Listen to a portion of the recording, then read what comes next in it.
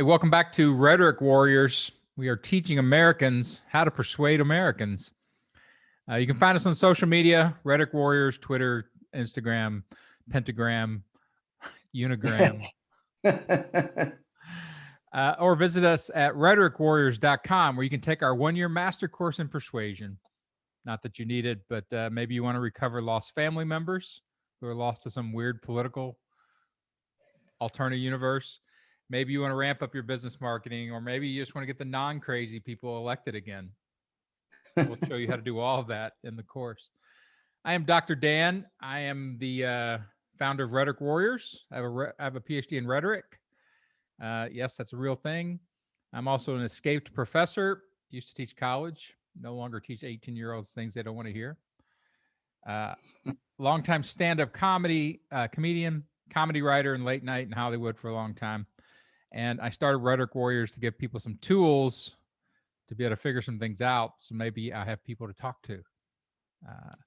The podcast, the Rhetoric Warriors podcast, has three purposes. We convert right-wingers.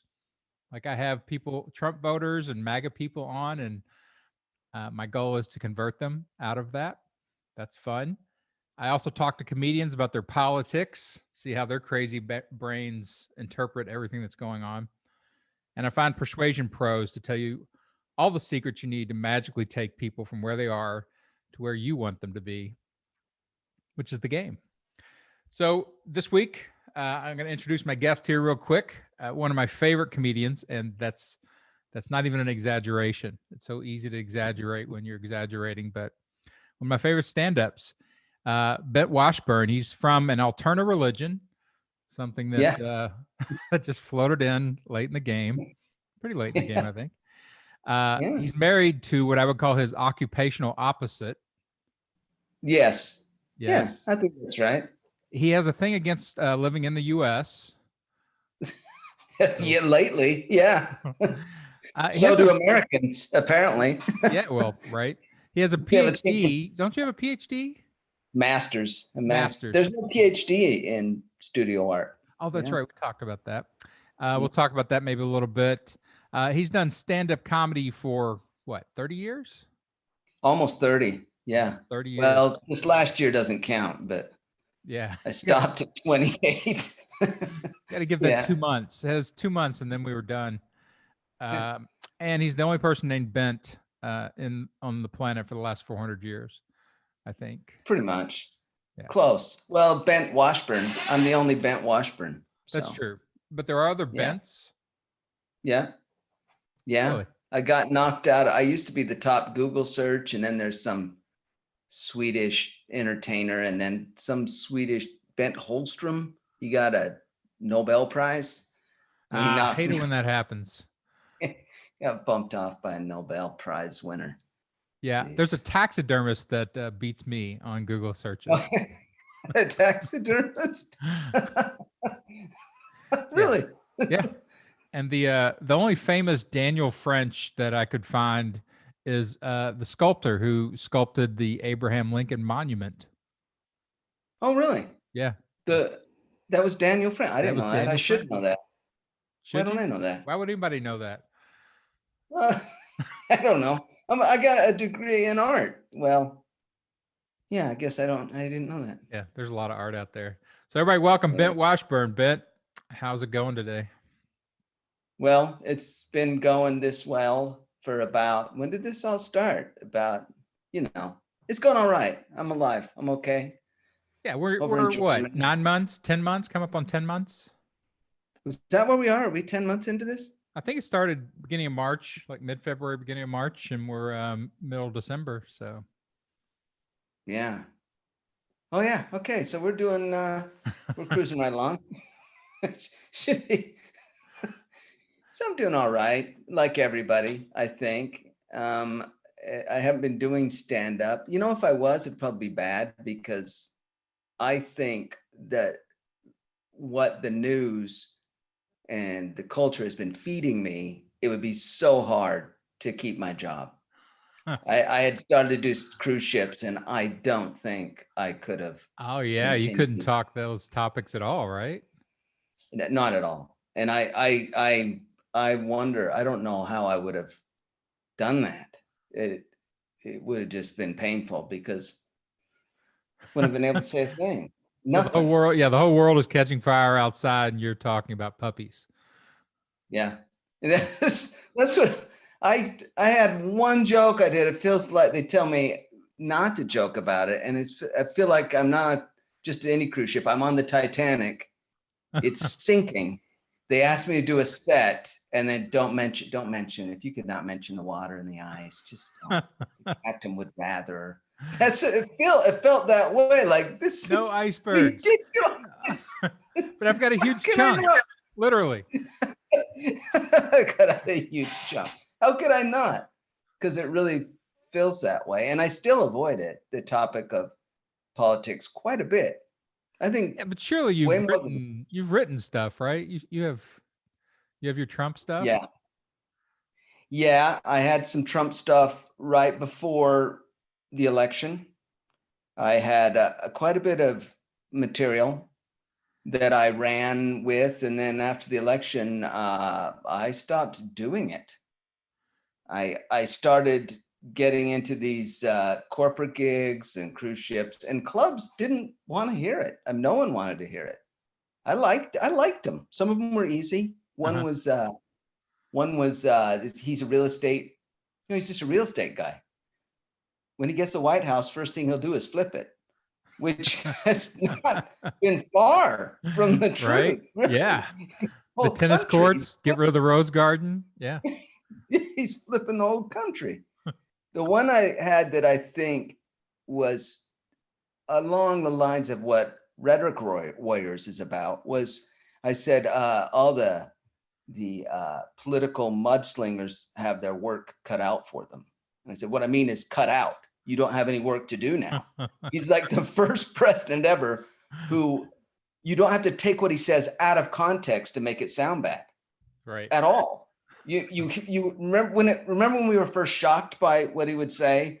He'd come out and you'd think, oh, that's got to be out of context. And you would read it in its larger context and it would get worse. You're like, wow, this is insane. I don't think this has ever happened in our lifetime. I don't think it started right from the get-go, right? Like two things, his inauguration size, like went right after the media, even though there were aerial photos that showed the exact truth, and then his inauguration speech was insane.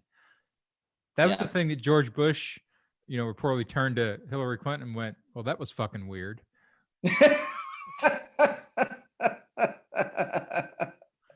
Turns out there's a different word for it. It's not weird. It's despotic. I don't know. It's insane, though. I mean, like the amount of things. Like, I wonder if you tracked all the outrageous things that Trump has said over these 4 years. Like, it's got to be in the thousands.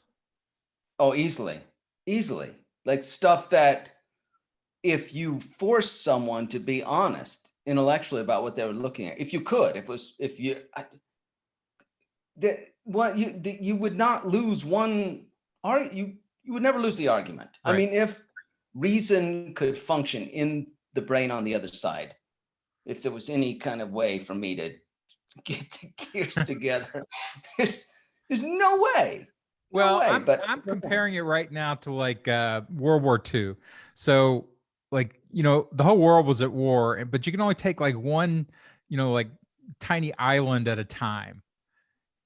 That's all you could really do. And like, if you can go in and just take one little island from the right and get a little bit of reasonableness on one island, then you've won that battle for, the week or the month or whatever.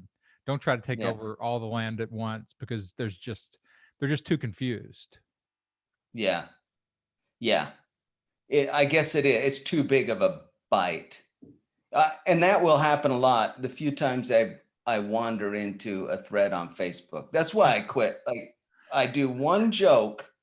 Like the last joke I did on Trump was that it just kept getting under my skin when they'd say he's an unconventional president. I'm like, you gotta be shitting me. This is a misuse of the word unconventional. This is not. So the joke was Trump is an unconventional president in the same way that Jeffrey Dahmer is an unconventional mortician. And I thought it was a little bit, what's the word? I thought it was hyperbole, but I don't now. I really don't. I think he's a little too accurate. And the thread of comments and the way they would wander and all these devices, logical fallacies, just a stream of, I don't know the names for all of them. But they're smart to remember them. But I see like the straw man, first of all, I'll move the goalpost and set up another straw man, and then I'll prop him up with some circular logic. And it's just such a fire hose of stupidity. You're like, wow, this is incredibly complexly dumb. It is complexly dumb. That's exactly the way to look at it. Like I call it skew world.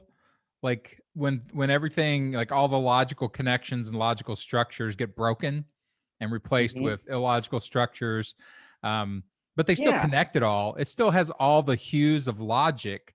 It's just everything in there is skewed. It's, it's literally false. But it's very complex.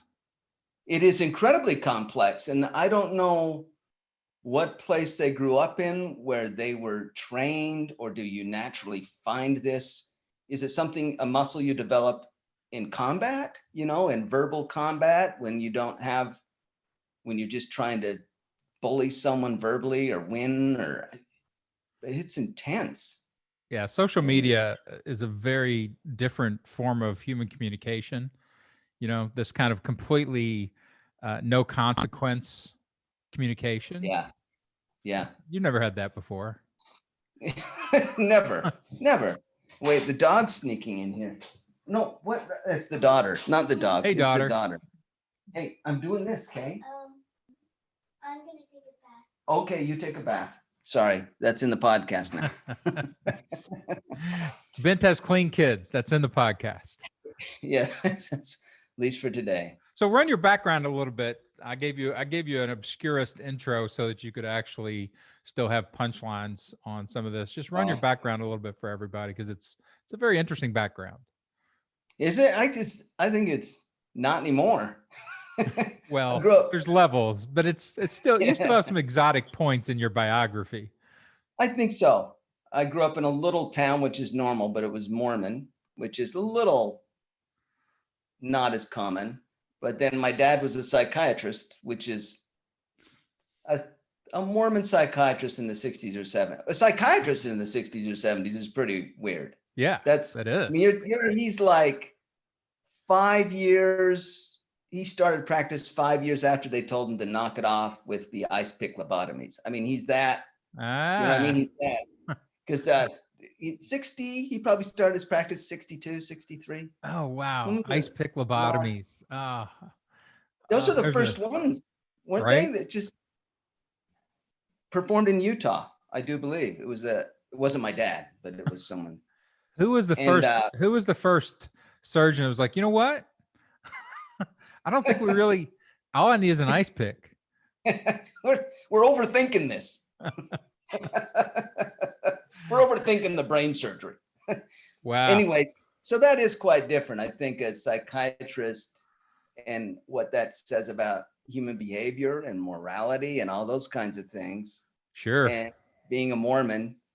And then I was raised in that little town. I loved art.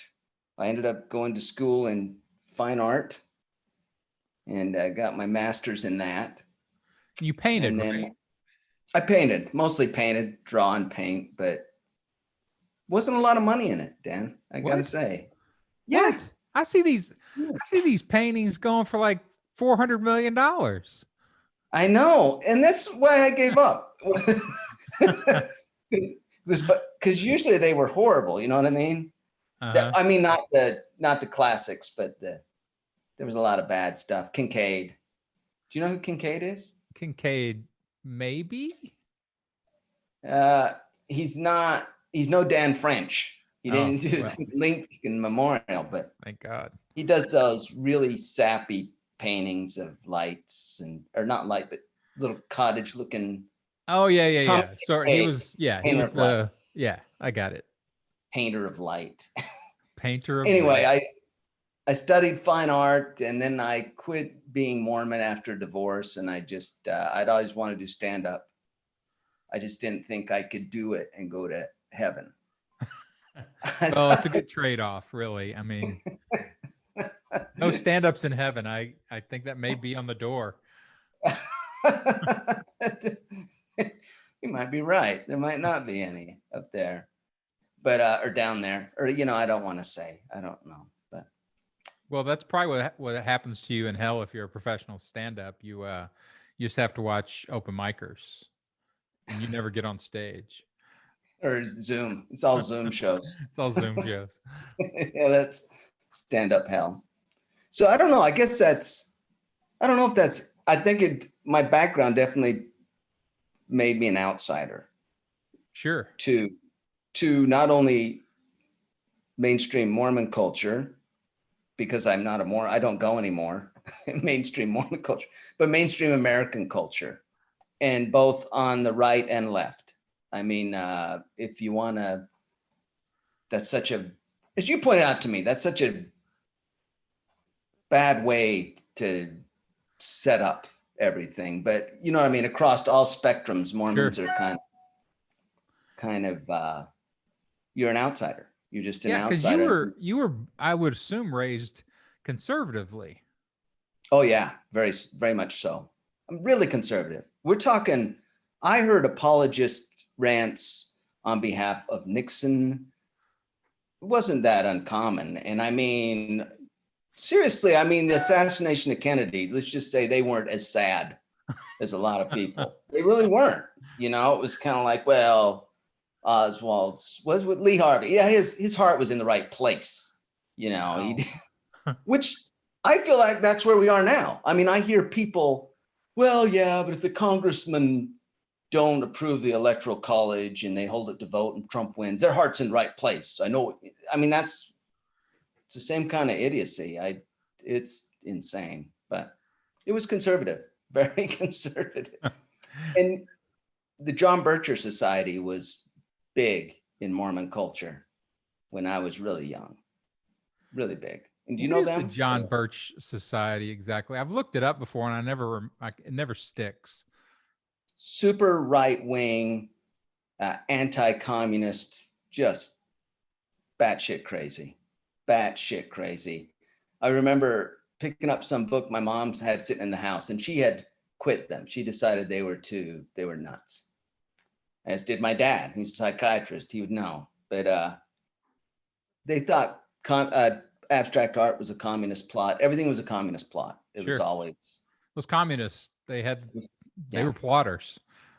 And they are. I actually Still think they are. are. Yeah, right. Oh yeah, absolutely, they are. So it's like they John Birch seems less crazy every day, but so I was very conservative, and then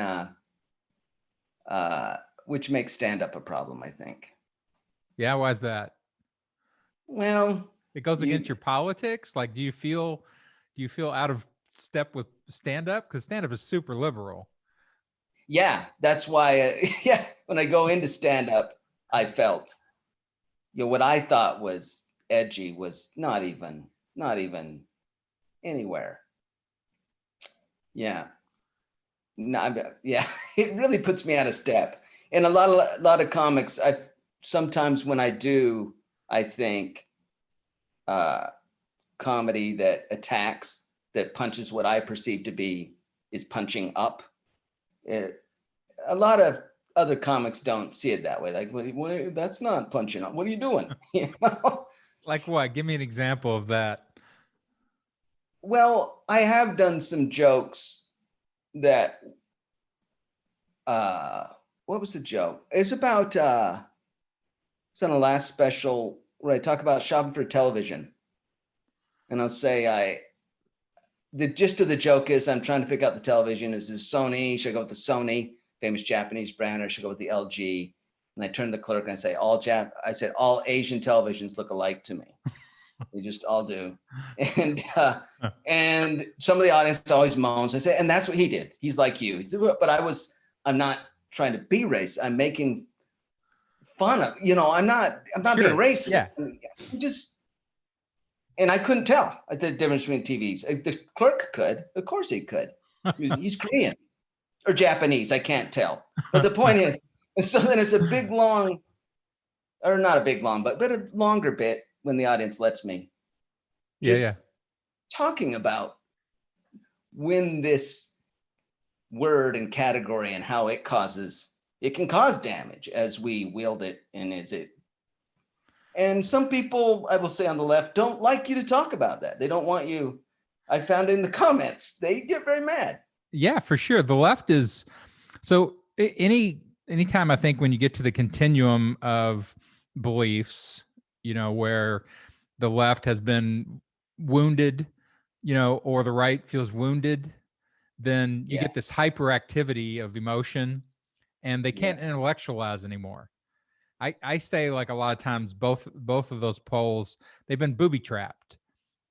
So as soon as I hear the words, explosions go off. That is it. And it's no fun. It's absolutely. I dated a woman from Oakland for a while, and she was super far West Coast, super liberal. And she picked out like words. I would just be saying things, and she would be like, "That's sexist," or "This is that," and I'm like, "You're no fun. You're no fun to talk to." It's done. I can't. I don't. There's so much baggage. There's so many loaded words everywhere. But as a comic, if you're going to wander into those waters, you have to know how to. You can't let them surprise you. You have to know when that's going to go off, and you have to be ready to address it. It's tiring. And I've thought about this a lot watching guys like Stanhope and all these sort of touchy social issue comics over the years. And really the refuge is always intellectualism. Bill Barr does this too. They'll go up into intellectualism to be able to talk about a topic, and they'll find hypocritical positions on the side that's getting upset, and that gives them legitimacy to get in there and talk about it. But man, you misstep just a little bit. Oh, and it's over. And it's still and for some people it is over, period. I mean, I'll meet him. I can't stand it. I'm like, he's okay. So you are going to lose a lot of. So it's almost like you have to reach a critical mass if you're that kind of comic with followers, or it's never gonna. You can't do cruise ships. I love Stanhope and Burr. It's so fun to watch. Well, it's a mastery that they can get in there and do it. I see a lot of the non-mastery that they've influenced here in Austin. Where, they'll get up and they'll want to do the same stuff, and they just don't have the intellectual chops.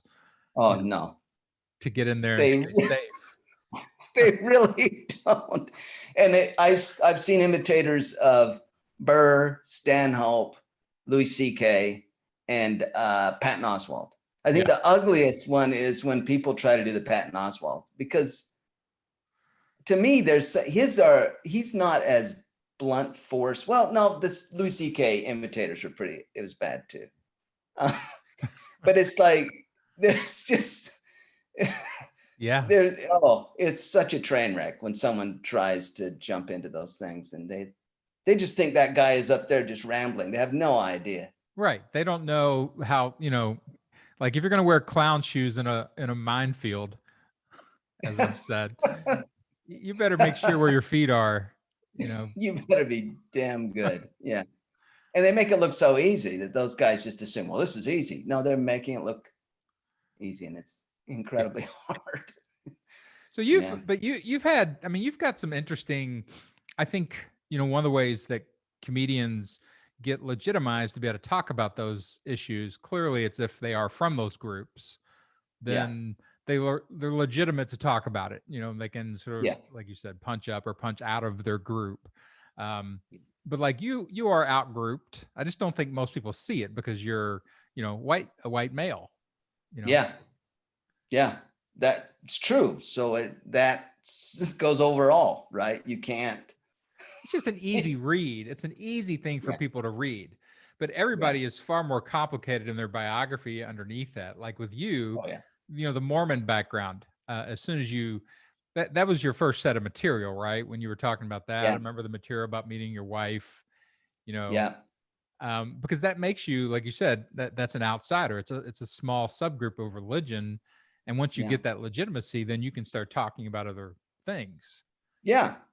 Yeah, that is part of when you're talking about, I don't know how Bill Burr does it. I don't get how he does it. He does a lot of self-deprecation. Like if you watch him, he constantly says, I'm nuts, I'm Irish, German, I can't control myself, I'm in therapy now. So he admits he's wrong, but then he goes after the group anyway. Goes. And it's beautiful. But I think that outsiders, that kind of, you're right, you have to get license. You have to get permission from this audience to do this joke. And if they haven't heard all that background stuff and I go into some of this stuff, I lose a lot of people really fast. And I got sick of constantly, okay, I'm gonna say some stuff, but it's okay for me to say this because blah, blah, blah. And then on we go. And I got tired of having to do that, Yeah. Well, it's supposed to be right that stand-ups have implicit permission. It's comedy. They're not supposed to be applying their real feelings and their real politics and all that. Comedy is a space set aside so that we can listen to somebody without all this moral judgment. I mean, comedy has no moral foundation. I didn't think so either, Dan, but I think we might be wrong. Well, I think people, again, in sort of these hyperbolic times, apply their moral, distinctions to everything. They can't stop it. So I've had this argument for years, ever since I first started doing stand-up. There was a comic named Roger Rittenhouse. Do you know Roger? Oh, yeah. I didn't know him personally, but what a great writer. Great writer. Just a fun stand-up and just talking about stomping on, anything. Any cute thing that comes nearby. But he used to do, he has his saves with it about he would, tell a racist joke or whatever. And he'd be like, hey, if you are Mexican, God bless you. Thanks for coming out tonight. And and just watching him do that, and he did a bit, and it really pissed off a woman that I was seeing back in grad school, and she went after him. We all went out and played pool afterwards, and she beelined right for him and just went after him for that joke. Man, what did he do? Did he say, sorry, what's your problem? He doesn't. Roger doesn't. He doesn't engage. Once he's done, he's done. He's like, I'm not arguing with you about this. Like he literally just keeps dancing away. It's like, it's like rope-a-dope. Hey, bye. It should be. It should be that way. Yeah, it's not his job to defend jokes. It's not your job to argue the value of a joke. It's your job to write the jokes.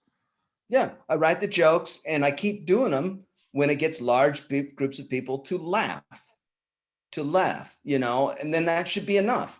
If I can get the majority of the room to laugh, I should be the comedian or the president. It goes both ways, it's the way it goes. And you would think, but there seems to be a need to impose. Well, we're in the middle of a culture war in America. And so they're always looking to know whose side you're on. There's certain people, these people in these wars that just, are you on my side or are you on? Yeah, that's what happens in wars. You pretty much want to know who's going to be shooting at you. Yeah. And that's why maybe I'm in Germany. So talk about that. So that's the other thing. So you grew up Mormon, you started doing stand-up, and then you are married to... She's an officer. She was an officer in the Air Force, a public affairs officer who speaks fluent French, that alone, and speaks some Arabic, and she has a degree in Middle Eastern studies, and now she does public affairs for the military AFRICOM command, which is based here in Germany. And they're just working a little overtime now because the president decided to install a bunch of morons into the Pentagon before he left. I'm not even kidding. I'm not even joking. Just what's that look like? You've got a perch that other people don't have, about this stuff.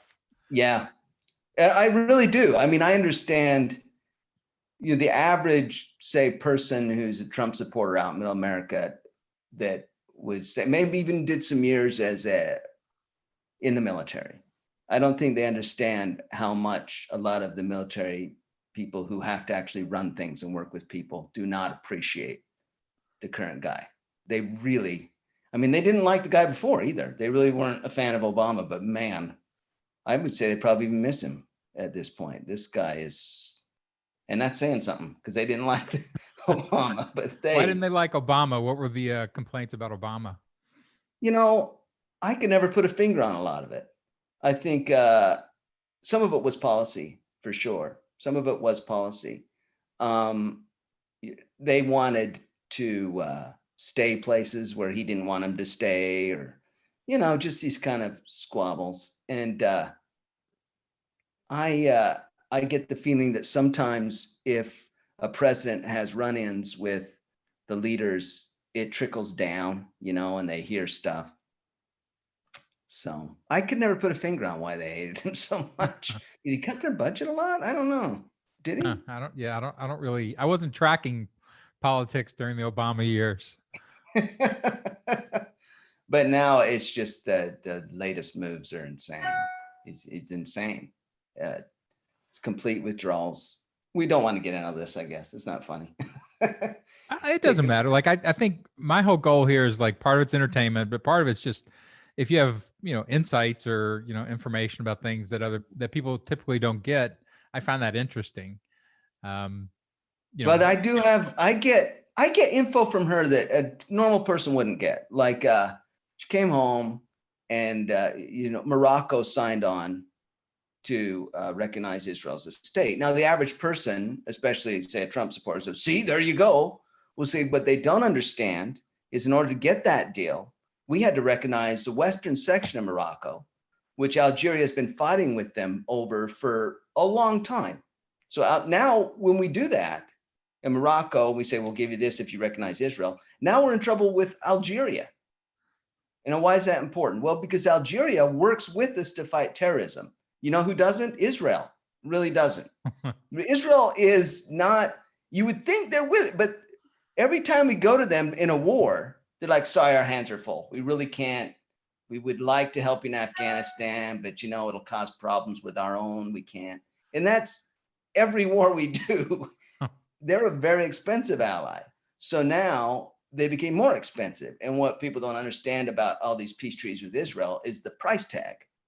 Is a price tag that other presidents, Obama, Bush, have looked at and said, that's too much to ask. We shouldn't do that. That's not smart. But this guy, sure, yeah, just all of it.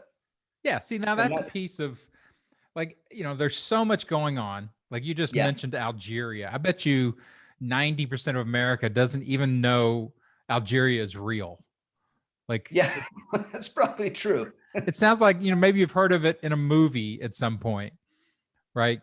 Like, Casablanca is real. Like, it's a real place, but we don't have any like of that information. And now you've just introduced this, complicated politics based on, sort of cost ratios and what's this going to do, in the 20 years in the future. We don't have any of that. So that's why that never works in an argument, that stuff, right? Am I right? It never helps because you're having to back, like, it's always a bad idea of trying to teach people before you persuade them. It doesn't work. This is a big problem in marketing. Like marketing, there's so many things that have to be done with every message that you create for a product. Like people don't even know what the product is. They never heard of it. So you have to like give them information, but information is not persuasion. So then you wear them out with your information and then they don't want to hear anything else. So you've gotten no traction. I do that all the time. The other favorite thing that I'll do is explain to people what an emergency use authorization is when it comes to COVID test failures. And they don't, what? They don't. The other one of my favorite is when Trump withdrew troops from Kurdistan region, northern Syria. It was only like 1,000 Marines, so that he could tell his constituents back home, see, I'm bringing them home. And now what that did did you know about this? He tweeted this retreat. Did you remember this? He's tweeted a few of them. I don't remember Yeah, that one. it's just a fire hose of idiocy. That's the problem. And every idiot thing he does is something that the deep state will understand, the evil deep state. They get why it's dumb, but the average person doesn't have a clue how dumb and dangerous it is. But what he did with the Kurds, first of all, when Oh, he right. told the Yeah, troops, the Kurds. he told our troops to come home, the Kurds were our allies, literally fighting by our side and protecting our supply lines as we fought ISIS there at the end, trying to wrap things up. So what Trump did is he just tweeted, they're coming home. He didn't tell the general in charge. This is when General, what's his name, resigned, Mattis. Yeah. This is when Mattis said this man's not fit to be a president, which is a big deal for a guy like that to say that. That's a huge deal. But anyway, in the military, that's huge. So he does that. When the Kurds found this out, Dan, they literally dropped everything and ran home because they knew it meant that their villages in Kurdistan would now be overrun by the Turkish troops because they hate them there, which is exactly what happened about 3 days later. So Trump tweets this. He cuts off supply lines to his own soldiers. They have to run home. Our Kurdish allies get pushed under the bus. They'll never be with us again. They were totally with us. They had protected status on the border of Turkey, Syria, Iraq. They had money from Iraq, oil from that. We had literally a forward operating position with an ally totally willing to fight that was funded by Iraq oil right in the gut of everything. And it was cheap. It was so cheap. It's like $1,000. It's such a bargain to have this, just this place. And the Kurdistan, they loved us there. They wanted us there.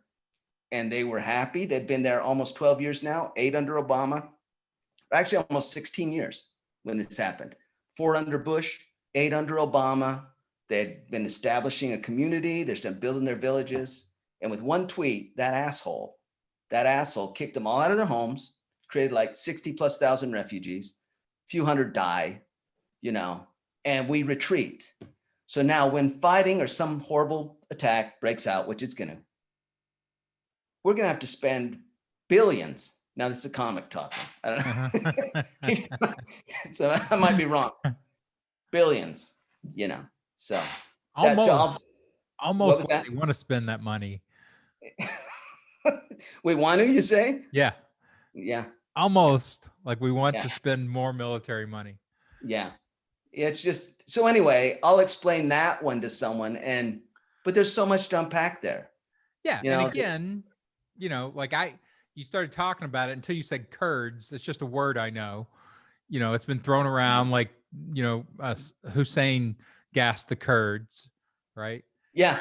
And you're thinking, is that a K or a C? Are we talking cooking, right? Or they're just lucky they've got an easy name. Otherwise, Americans wouldn't, retain it at all. Yeah.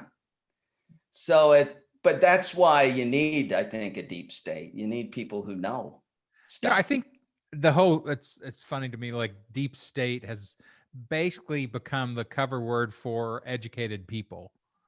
Like experienced people in government are now deep state. And it's terrifying that they want to kick them all out. It's just, it's like these armchair quarterbacks literally are on the field right now, playing every position. And it's just it's a nightmare. Well, see, there you've got some uplifting military prognosis, from the husband of somebody that's actually. Someone who's, but she doesn't really know. We don't know. Nobody knows. But, yeah. So again, like, with comedy, so have you tried to pull any of that over into stand-up? Like, you've ever done any kind of, I know you do a little bit about your wife, like do the bit. I always love the bit about, your wife and the camouflage and. Oh yeah. And going to the office when she used to go to the office every day, everyone. And that's true. And camouflage. And then you go in the office, I can see all of you guys. I can, which is, it is funny, I guess. Should I do it? That bit? Yeah, just run it. That's fine. Yeah. Let's go. I can't even remember it. It's been 9 months, Dan. But she is a public affairs officer which means every morning she has to wake up, put on camouflage clothing designed for jungle combat, and then go to an office and answer emails while dressed like a bush. Which is, and I told them when I did tell them I used to do that, to go to the office, say, you know, I can see all of you, everyone, it's bad. And if you had more plants in here, then that would help bring some cover to work. But right now, if the enemy attacks, here's the plan: storm the building, shoot all the plants. We'd have lose everybody. And then you should be going to work dressed as file cabinets. That's what you should. It makes sense. And why Kelly's short, so she'd just be like a little 3-drawer major file cabinet. The top drawer open. Her top drawer would have to be, because she's got a grade A through J.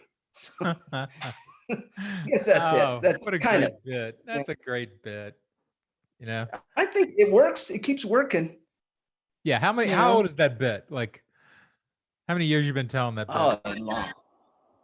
12, 13 years now, maybe 14. Because I wrote it when we first lived in Germany while she was in the office here. I think that's when I first really started working it. So yeah, 12 years. It's and amazing, it changed. It's interesting. They change, you know, they keep morphing, but man, what do you do? I can't keep writing new ones, Dan.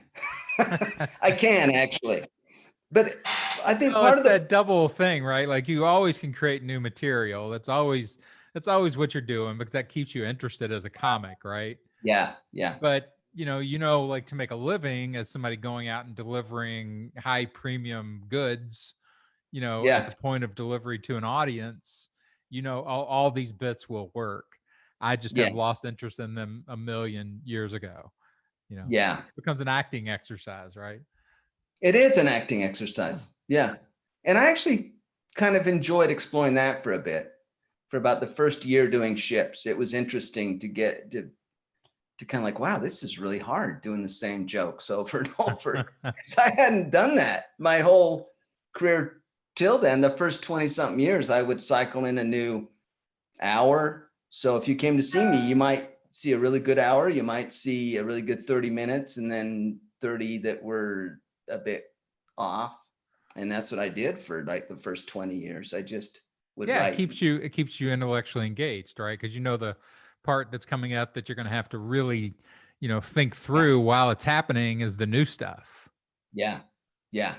And now, well, I wonder too, if as you get older, my head just has a harder time. Well, for one thing, I'm not in that constant mental dialogue. I mean, I used to just have a running dialogue, just a running me.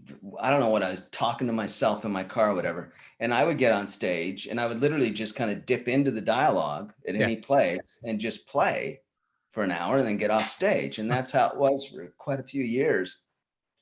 But that changes, I guess. Yeah, but it's amazing that, people don't really understand, like when you get to do full-time stand-up and you can dedicate a huge amount of your brain to it, probably more than it deserves. Your family would like some of that brain, but you're like giving them, you give them your third gear. You're like, I got to keep my first gear for my stand-up. It's true, yeah.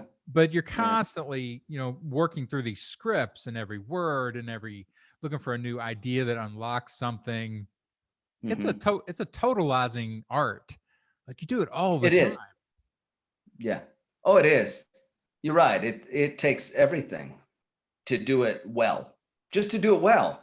And then, I mean, great. I have no idea how to do that, but man, just to do it well, it takes the whole thing, I think. Well, I think I was always fascinated, like when you moved to Germany with your wife, and you came back, I saw like your years in Germany, like you could feel just how saturated that experience was in your stand-up, because you went to Germany and you brought back kind of alive all these sort of, bits, these sort of living bits from Germany. I think I did that. Yeah, I took that brain and that whole thing over there and bumped around with it, and it just grabbed onto stuff. And then I brought them back. And I remember coming back and having these bits that were kind of raw at that point, which is to me is when they're the most fun. Right. I'm having by far the most fun when they're raw and I'm finding stuff, and I still think they might be great, every one of them. It's like, I can get it to, no, I can't get any farther than this. Damn it. Yeah. I don't know what, there was a period for a few years in comedy, I thought that it was all about, if I could just find the right combination of words in this bit, in this joke, I would have this thing, this amazing, that I would just go to some audition or to some manager or something, just here you go. And then they go, oh my God, this is stop everything, you know? And it's not, I don't think it quite works like that. Well, the only difference I see in you and, guys like Louis C.K. or Burr is those guys tapped into a different market than you work. Like they have that younger sort of aggro, kind of shock loving audience. Yeah. And it's a big audience, and it actively likes stand up and it actively buys, tickets versus like you, I would say you're more, kind of a, I don't know, normal culture guy. Yeah. You're not speaking to the 20-year-olds who are like, oh yeah, Louis C.K. and his bag of dicks jokes, Yeah. Yeah. You're speaking to grownups. Yeah. Yeah. And they're a horrible audience. Well, they're horrible for making you super famous unless you tag into their formats of maybe, like a family sitcom or something. Yeah. And you're right. It is. They're much more mature than, I think when you get a certain level of maturity, it's really hard to manufacture fame in those kinds of, you know what I mean? Like those young people, you want to be the cool thing that they put on. I wear this kind of sneaker and this sweater and I listen to Bill Burr. I mean, it really is so much of that. It's that identity construction or whatever you call it, where they're just. Yeah. And it's a rebellious, identity that those guys, they all have the same identity. It's all hardcore rebellion against the normal culture, and they're all living deviant lifestyles, and they'll have deviant views, and that's perfect for the younger audience. So they never lose audience, Yeah. Whereas I think like you would have done very well if you could have broken into the media, like on a Cosby kind of level, of that sort of normal, married people watching, stuff on TV. You would have gotten that same level of action just from a different. But it has to be right place at the right time. I mean, so many of those things, which I didn't understand. I just thought it was you're funny.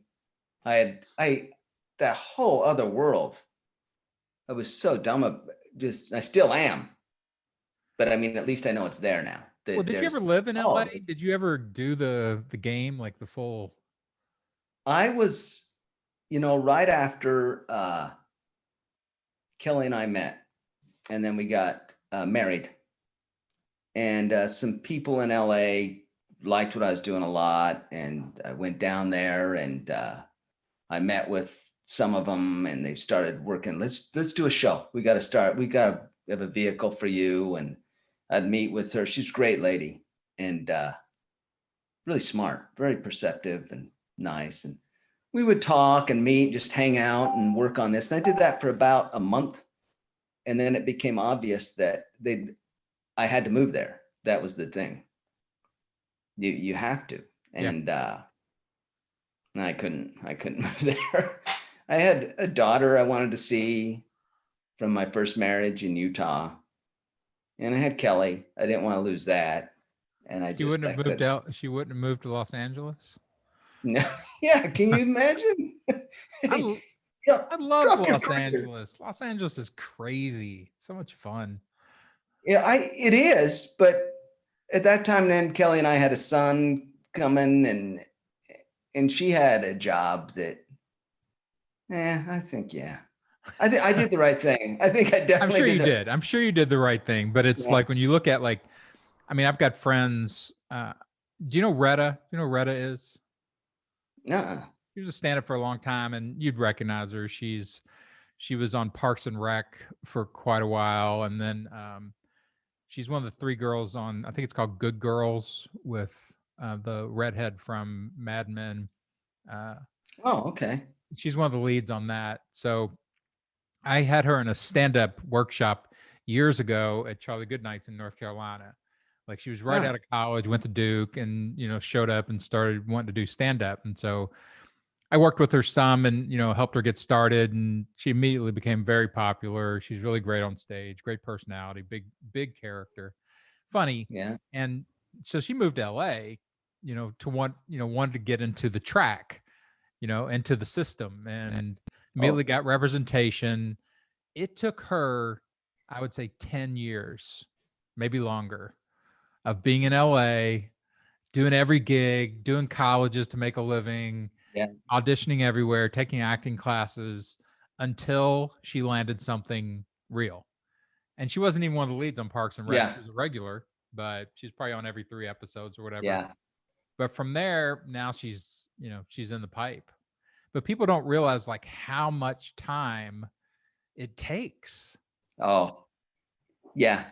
Of being there. being That's there, not just auditioning doing 500 stand-up. times. Yeah.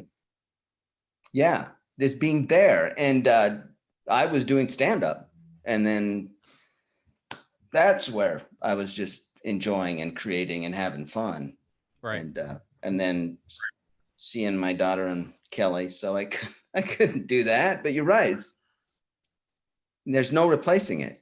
Yeah, and all those You guys, have to go there. Louis C.K. and Patton Oswalt and Maria Bamford and all that, none of them ever caught on with any kind of, broad appeal until they moved full time to LA, or, I guess Louis C.K. was bi-coastal, but you have to just, that's the only way to work back into your stand-up, is to break into the media to the point where they use you enough, they trust you, they can see that you can do some things. And none of those guys are great actors, but they stay in it long enough where they get a little bit of acting chops so they can kind of compete with the real guys. Yeah. And then once they get known, then their stand-up just blows up.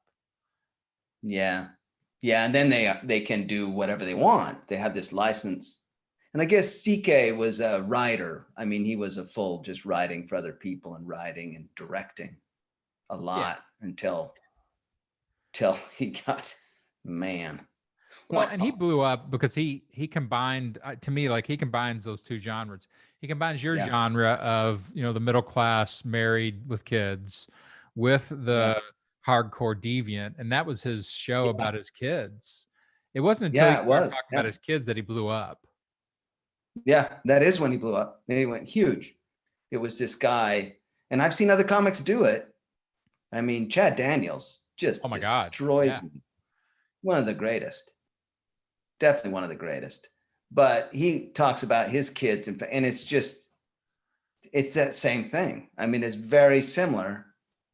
But I've noticed too, with the way the business works, is once the people in power hold that archetype, they control one talent that holds the audience of that archetype. Very hard for you to come up, oh, you have this guy who's kind of like that guy. And they jealously guard it. And so do the fans. The fans guard it. They don't mean to, but if someone comes along who's similar to that guy, they've already seen that, well, you're kind of like so-and-so, or this is so-and-so. Like, yeah, I think that's true, but I think there are ways to work around it. I think, like with Chad, again, I think he's always lived in Wisconsin or Minnesota or whatever the Minnesota. hell. Yeah. Yeah. I think I've known his name for years, and I never watched his stand-up. And I've heard comedians praise him for years. And I finally, about a year ago, went in and started watching some of his stand-up, and I watched the whole, catalog, because it's just super sharp writing, really, surprising the things that he finds. But can he act? Can that translate over into something that he can use? I don't know. But he certainly has all the chops. He has all the things that you need. Spectacular. And the thing is, I think he doesn't care, because he managed to find a career. He's one of the few ones that outside of an LA, New York, landed this pure stand-up comedy career. It's really hard to do. without starting to do corporate or, very hard. And he's one of them that it's hard. Dan Cummins, I think, managed to do it. But Cummins was in LA for quite a while, actually. Yeah, he's got an LA feel to him. He's got a little bit of a veneer that I don't quite buy sometimes. Yeah. I'm like, I he can was see what you're LA doing. he was LA for a while, but now he's back up in Spokane and he's just parked there doing his thing. And it's really good. It's great stuff. Great. But Yeah, it's always it's always frustrated me and fascinated me. Like, there's so much great stand up in this country. And I sent a tweet out the other day that, it just hit me that I was reading something that Leno is worth $500 million. And he's just sitting around with his cars. He isn't doing anything. He has a show on, about his old cars. I'm like, who cares about your cars, dude? You came through stand-up comedy. Letterman's worth $500 million. Seinfeld was worth $1 billion. Why don't these guys open 100 clubs? They don't have to run them. Just fund it. Oh, that'd be fun. Put $1 million up for each club where you can start them in all these different cities and give back to stand-up. It gave you $500 million. I wonder, 50 million back to stand-up. Owning a club must suck. That's it. But they don't have to own it. They just put up the money. That's true. Yeah, that's true. They're like, we're going to start a master fund. In fact, what I said was the top 50 net earning comics should all put a master fund together of about $500 million. And then 2 great clubs in every city, all the top 100 cities. Could easily fund that. Yeah, they could. They could fund at least 10. At least. I mean, how much does it cost to open up, a 150 seat comedy club? Not that much. It's $1 million or so. I bet it isn't even that much. I bet it could be less. Yeah, it could be less. And there's some cities without clubs, especially now. Man, it would just change everything. It's an art form that has to have audience, has to have great locations, has to have pre-funding, because otherwise they end up starting to book it, to sell tickets, which is a horrible idea. Oh, it gets bad. It gets papered and ugly real fast. It's amazing when clubs, whenever I went to a club that was just even reasonably set up, it was not, nice, let alone every once in a while when you hit one, you're like, oh, this is, everybody on the staff gets it. Everybody, right. This is nice. Even that. Jolly Good Nights back in the day? I never got to do it. No, I dropped in there one night, just on an off night, because I happened to be doing a college or a corporate somewhere down there. That seemed like that would have been a fantastic club. Yeah, I was based in Raleigh for 4 years, so I've been on that stage, I don't know, 500 times.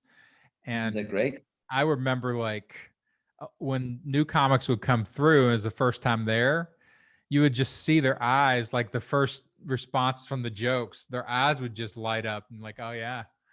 Because it's really, it's small, it's all hard surface, the acoustics are perfect. You'll pack 250, 300 people into that space, and you've never heard that kind of, just sort of rumble on deep, right on top of you. When I saw the setup, it's right on top of you. And I remember asking the booker at that point, this would be 2000 something. Well, wasn't he say, I'm not trying to, but, and by this time the supply to demand is just outrageous. Yeah. And then it does become, well, what kind of draw do you have, period? That's and they had booked that club really well for a long time. So the audience was also very well trained. They knew what to expect. You didn't have to pander at all. It was one of those kind of rooms. So, man. Yeah. Are they still around? Are they still there? I don't know. It got handed off to much worse owners. And next thing you know, JJ Walker is, headlining. Yeah. That's always. Oh, that's a sure symptom. That's like, you can't taste and smell now. You know what I mean? Michael Winslow. Here's Michael Winslow. Yeah. Yeah, but Winslow coming, and it was some Pauly Shore. Yeah. Like, here we go. All that. Joe Rogan just moved here to Austin, is talking, at least, who knows what any of this has any texture to it at all, but he said he's going to try to open a club here. Oh yeah. Yeah. Oh, well, that'd be good. At least one, right? About like 100 acres. It's ridiculous, you know. He did. Oh, yeah. Rogan? Maybe not. I Gee. don't know that many, but he's got enough to build a comedy club on it. That's for sure. Well, I hope he does. I'll send my tape in. Me and a million guys. Yeah, Yeah. that's the problem. Like everybody looks at these things like Rogan, and again, it's this kind of, you know, genreized comedy. You know, it's all that kind of rough and tumble. You know, we're, you know, and I'm like, yeah, that's not really my comedy. I don't, you know, it wouldn't do me any good for them to open that club.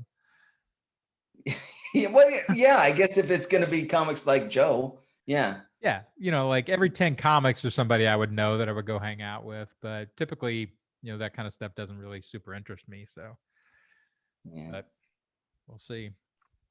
But comedy needs some support, man. Like I tell people, I think if you just got 100 great stand-ups and you told them, I want you to do stand-up about the right and all this crazy politics, I want you to just develop that stuff.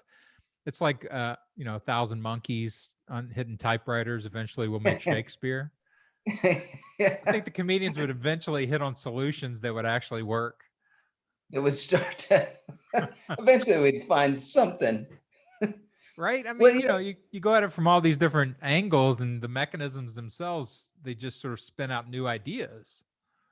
you mean like if the comics and it can't, aren't we already doing that?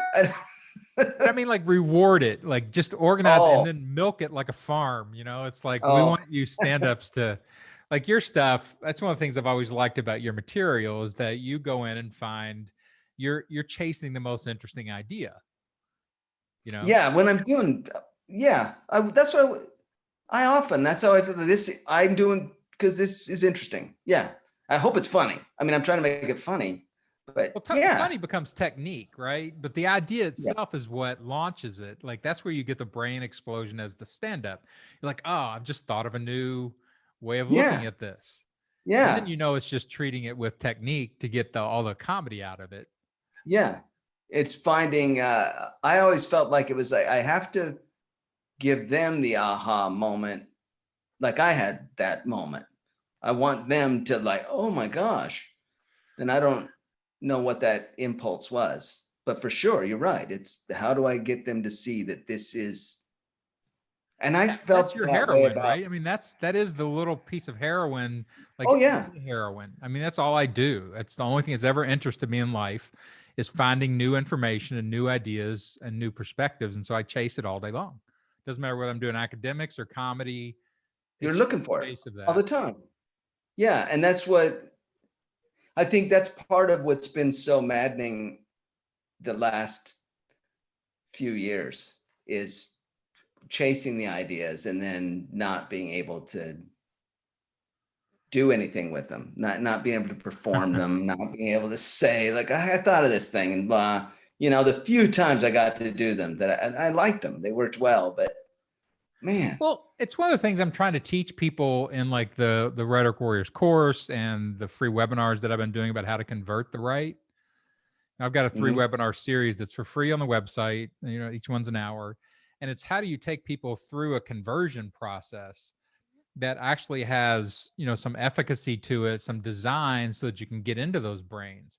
Because what's happened to people's minds, you know, is very modernity oriented. It's very much part of the culture. You can put any content into people's brains. Like that's been proven by humanity forever, right? This idea Yeah, that, you know, a guy in the oh Middle yeah, East, there's a Middle Eastern guy born 2,000 years ago who was oh supernatural and still watches us. oh yeah, they'll believe anything. They can. In 80% of the fact, people believe that. That's crazy. yeah, it is crazy. I went. It was a few years ago. I was playing Go Bananas, which is a wonderful room. Yeah, it And is. on the way there, I saw the exit to go see the giant arc that they made. The giant with Sure. giant arc. I said, I gotta go see this. And it was just astounding. And I came away from just kind of scared, like, oh my God, people believe this. And I remember talking to one of my buddies who I think sometimes believes stuff he should never believe. And I said, wait, they take this literally. They have little crates in there with dinosaurs, baby dinosaurs. It's all about how Noah did it. And then there's even a plaque in there saying, we don't know if this is exactly how Noah did this. We don't know. But we do know he succeeded because we have the Bible. So it's like, like this circular logic, and it's everywhere. It's like in a museum. Am I the right term? Circular logic, like just this, and it's one example of that kind over and over, like a whole ship full of just shitty logic. And I remember telling him, this terrifies me that we have how many million people that literally can float that? That's crazy. Yeah. And he said, what's the problem with it? And now I'm like, this is the problem. What we have going on now. This is the problem. It's exactly the same thing. So the way you get to those places is through indoctrination systems. Like you grew up Mormon, you were indoctrinated. That's an artificial belief system that you were started in as a baby, without any choice, before you could do logic, and it was installed like software in your head. And the only thing you can do at that point is if you are a logical person or you get another software installed, like, academics or education, then it's going to fight that original software. And some people, they lose that fight. Some people win that fight, but it's all just a mental software. And human beings, you can plug anything in there you want. Well, that ship is floating in a lot of those. It's in there and it's crazy.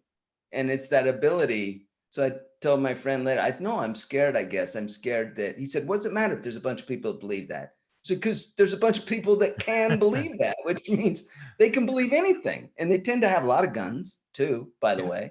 And they vote. And it makes me nervous. It makes me nervous. And now I think they're radicalized. So right. And that's the only thing that's different. Like they've got channels to them now. Like the social media and cable media basically gave, before that it was AM radio, which was this obscure little barely used system, but it just broke out with social media and digital. You can now get those stories. It's basically all mythos persuasion. So it's all story based. Even though they talk logic, they're not really talking logical. So it's really just stories. And they tell really intense stories. They tell them really well.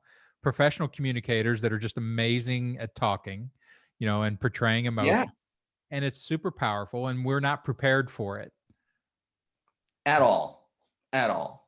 Because I think part of it too, is you were talking about, it's not just trying to, even if you can just sit down and talk to them and understand where they come, why they're saying, like I'm interested in finding out, okay, why are you believing this story? Sure. Why are you gravitating to this ridiculous? What happened? What was it traumatic? Yeah. What caused all this? Well, and that is it is because you have to open people up, emotionally, to that stuff. And it answers very specific things. The same way religion answers fear of death and, confusion in the world and this lack of meaning that people feel. It answers all those huge existential gaping wounds that people have. Yeah. And that's why people need it, Yeah. So my question is, we talked earlier about when these minds get planted over with anyone on the left or the right that has these hypersensitive word. Do you have I assume the same stuff applies for either kind of irrational, whatever that I bump into. Like if I happen to bump into someone who I think is insane, I don't know, crazy on the other side of the aisle, it'll work, right? It's the same idea. It's the same kind of idea, but it's the master fallacy in all of this that I keep finding over and over again is false equivalencies. Absolutely. That's so everybody wants to say, oh, they're crazy on the left and they're crazy on the right. I'm like, well, both those statements may be true, but it's a different type of crazy. Yeah. And it's a different amount. The same way. It's a different amount too. Yeah. Yeah. The left is still trying to do, typically they're trying to do good logic. They've just been hypersensitized to social issues. So they want to, basically do speed jury work, speed criminal trials. Yeah. on social media or Twitter. Yeah. Like, as soon as they find any evidence, that's plenty. Jump to the conclusion and execute you. Yeah. Oh yeah. Yeah. Okay. Yeah. I've found it on both sides, but the false equivalency for sure is. Yeah, no, a lot of the same reactions or the the tactics and the reactions and all that are the same, but the actual content and the way they're crazy is very different. So most of the things I do is for the right, because that I consider them to be the dangerous, element. The left Yeah. isn't calling, to overthrow the government, you know. No, last I saw they weren't. I mean, even when they did, and that's a false equivalency that's popped up a lot now, is I have friends that are comparing, well, look what the Democrats did when Trump won. They tried, I said, very different. No, that's Hillary Clinton conceded. She conceded, for one. Two, Russians were actually running disinformation. right. And three, Trump was talking in a way that invited investigation Yeah. constantly. It's not like he was not saying outrageous and very suspicious things like almost on a daily basis, if not more. So, and we followed the rule of law all the way through. Like I told one of my friends, like, he said, well, how about that FISA court? Now I'm losing everybody here, but there was that FISA court that allowed them to wire and tap Trump. And I said, well, that worked because see, what that does is there's a record. We know who was involved. We can go in and look at who did what. It leaves fingerprints and witnesses. So there's accountability. In fact, they caught one lawyer for the Department of Justice who fibbed on an email, and we caught him. But under Trump's system, oh, you're not going to catch anybody the way he's doing things. So they'll draw this equivalency that's so outrageously off. I mean, there's just no way.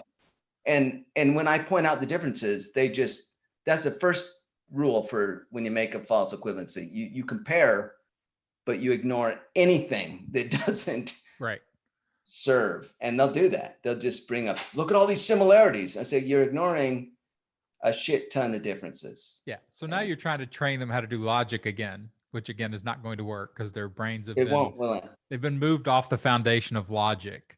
So like their techniques of doing that, but like when I do the conversion podcast, I usually have people on 3 times because it's a 3-stage process. The first is just information, like just discover why they believe what they do and what they believe. It doesn't matter. Just let them, flurry it out and don't challenge any of it, because you've got to get in and do some diagnostics. Like, why did this person grow up hyper Christian? Was this person wounded, traumatized by somebody or, some experience or long-term relationship? Was this person, does this person just watch, hyperkinetic, mesmerizing right-wing media? Like you'll never do any persuasion with anybody if they don't turn off, their right-wing media, because it's just a bullhorn, playing all the time in their head. And it's the fire hose of just like misinformation, like we're saying, complexly stupid, complexly illogical, and super produced and super powerful, and you'll never beat that. Yeah. So you've got to figure out what is getting them where they are, and then second is you got to start a relationship where they learn how to communicate. They trust that. So I just ask them questions and I, explore it more, and they get used to that. And then you can start doing, like I said, sort of tiny trail conversion, like get an island, just grab a little island. Like I sometimes do with like teach them the term false equivalency. They'll bail really quickly, like they can't handle much teaching because there's too much flurry, too much uproar going in their heads.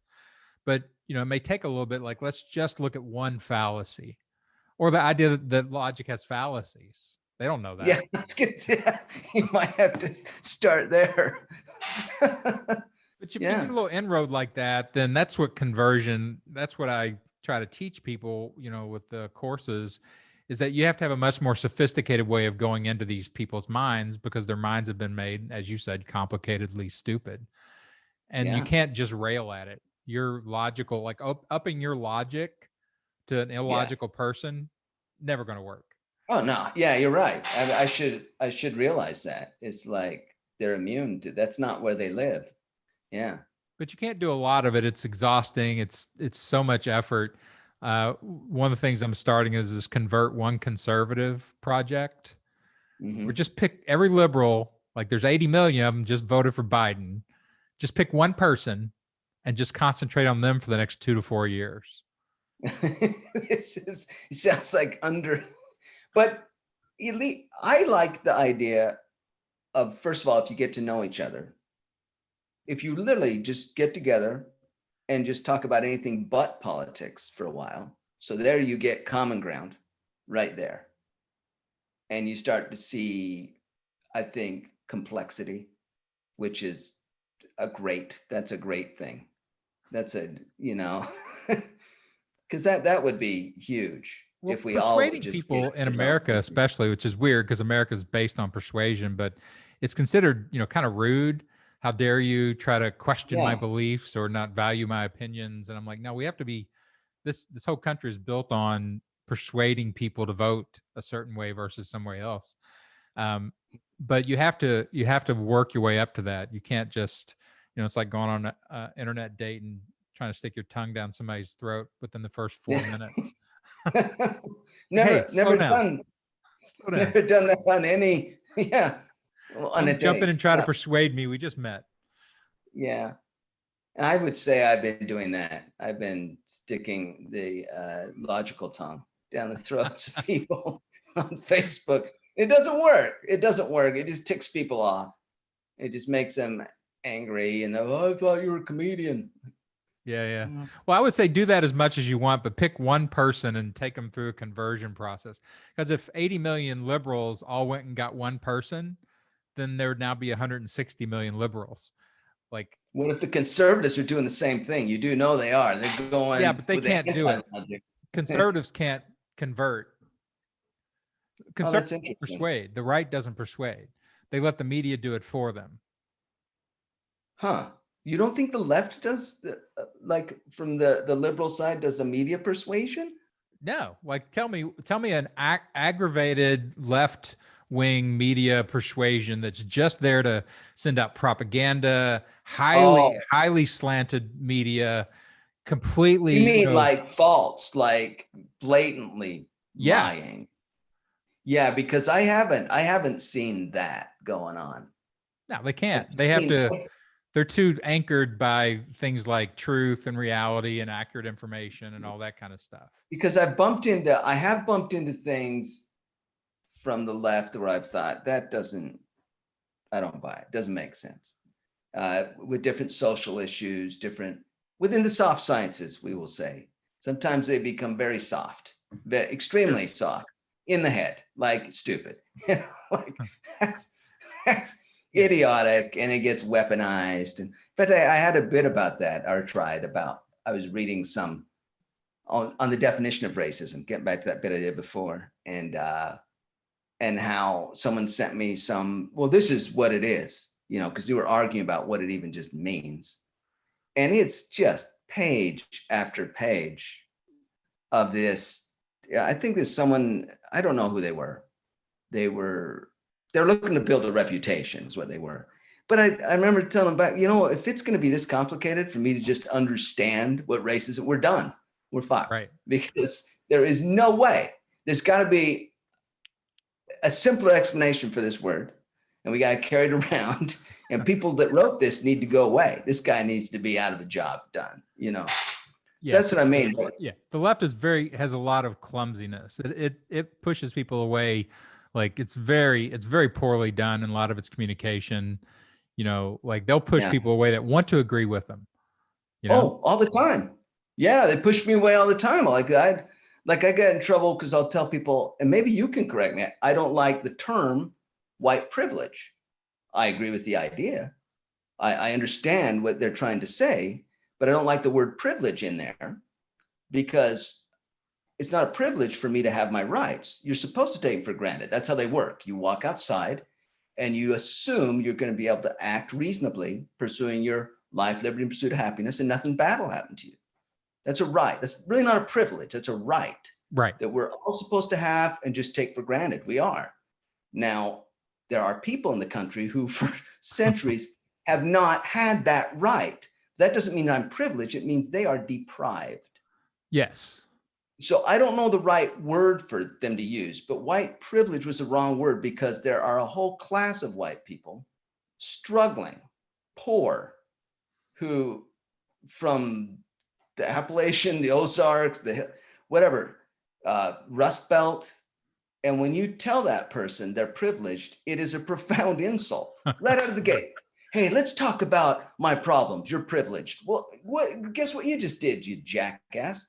So Yeah. whoever was in charge of the terms, that guy or gal, they need to be fired. They need to go away. That was a bad, There's damaging. lots of Does that make clumsiness sense? with that stuff. Lots of it. And my daughter is 21 and, an avowed Austin, Los Angeles liberal, and, has Yeah. been hypersensitized to all of it. And she's a makeup artist. So she loves the trans community and drag queens. And, so Well, she, friends, it's something she actively thinks about a lot, and, has a lot of friends, and she's constantly trying to, correct the way I talk about it. And I'm like, no, I totally get what you're saying. I said, the problem is that I'm a linguist. I'm a linguistic professor, essentially, like I study words. problem. And all these arbitrary fixes, these formal inorganic fixes to an organic language, that's not the way language works. Yeah. We choose things in language because we like them. The whole culture likes them. They just work, Yeah. and you can't just force things that are clumsy into the language and then punish everybody if they don't get it exactly right. You don't just give me that dictionary. I got some words. It's not. I've told that to people a million times. The dictionary reports the uses of words. It reports it. It does not invent the words. Well, it's in there now. It reports what we bubble up out of our collective subconscious and out of language. Incredibly organic. Yeah. Millions and millions and millions of words people use, and these are the ones that stick. Yeah. And yeah, absolutely. So anyway, whoever came up with that, and there's several terms that those things will happen. And oh, what are you guys doing? You're just shooting yourself in the foot, Like I'm all on board with very much so on justice reform and on systemic racism within justice. And this stuff's happening as I read it. But then when someone comes up and said, we'll call it defund the police, I'm like, what? What are you doing? Who chose that? Who picked that? And I had a little argument with some of my comic buddies back in, they were defending it. And I said, no, I think that's a bad, you don't want shock value. It's clumsy for sure. It doesn't do. And this is why you need rhetoricians.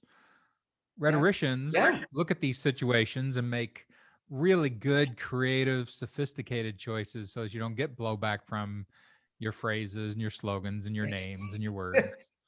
It's work. But that's not the people who are running, social movements and, groups and politics and everything else.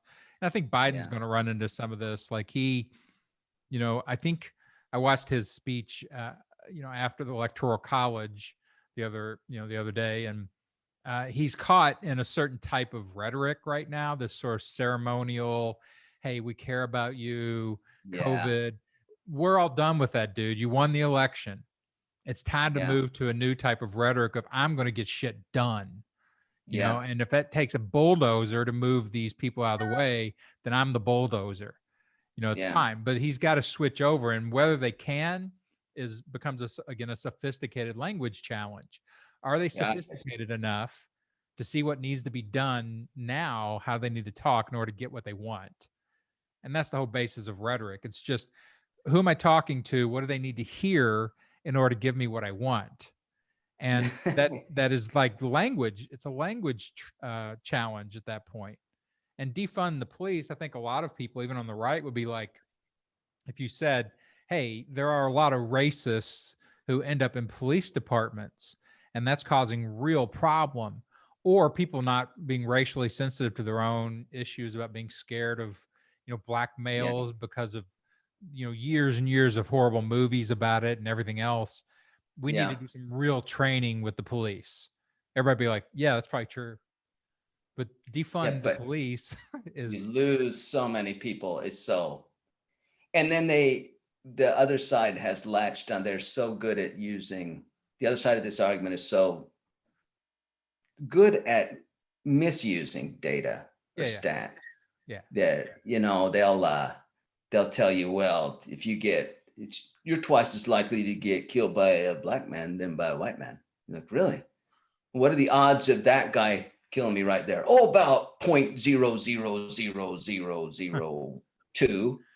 How about that guy? Oh, 0.000001. Don't you feel safer now? Well, not that when you put it like that, Right. but if you say twice as likely, and they latch onto these things, and they're so disingenuous on that side of the within the Well, media. again, that's where it becomes a sophisticated language competition. And, my whole thing is I would like for people to have better training, more sophistication, so they can win some of these things, because the left is, it's got howitzers, and I mean, the right has howitzers, staining people and insulting people and misusing logic and falsifying things. Those are howitzers that you can just shoot off easily. You don't even have to be sophisticated.